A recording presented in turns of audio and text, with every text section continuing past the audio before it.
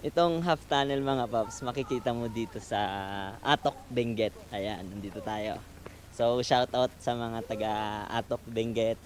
At mag-iiwan tayo dito. Dito na lang tayo mag-iwan. Ayun, ang ganda ng half tunnel. Nadaanan namin kanina. Hindi lang kami nakamotor ngayon mga paps. Pero, siyempre, kahit hindi pa rin nakamotor, maganda pa rin. At iiwan natin dito yung ito.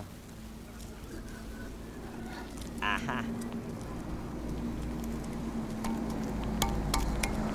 Ayan, kung may kakilala kayo dito mga paps, pa-share na lang ng video. At iiwanan din natin ng sticker. Iwanan din natin ng sticker mga paps. Dito. I-ano na lang natin, i-ganyan na lang natin. Yan. Ganda. Ayan. Ganda dito mga paps. Kanina may sea of clouds. Ay, mga kasama ko doon nag-picture sila. At nag-stop lang kami dito para umihi yung mga kasama. Pero ito, papunta kami sa Northern Blossom. Uy, napakaganda ng half tunnel mga paps.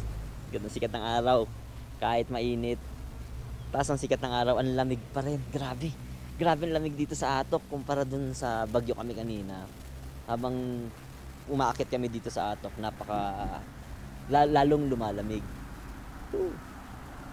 Yo! Good morning! Bakit ganyan na inaasal mo? Baliw ka yata eh.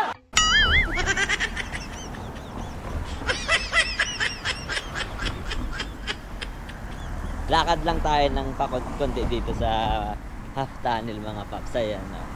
Mapapansin nyo, sakop niya yung buong daan, no?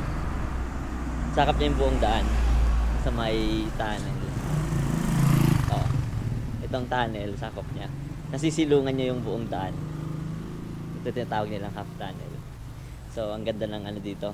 Pag nakamotor kayo mga paps, pwede kayong gumilid dito. Tapos mag-picture. Kahit doon, may ihian naman doon. Hindi ko nga lang alam kung anong lugar ito sa Atok. Basta sa Atok ito mga paps. Napakaganda. So, goods na goods dito. Sarap. Sarap ng hangin. Taas balo. Oy, naku po. Ang taas mga paps. Oh. Katakot. Next mga paps, mag-iwan pa tayo. Northern Blossom naman.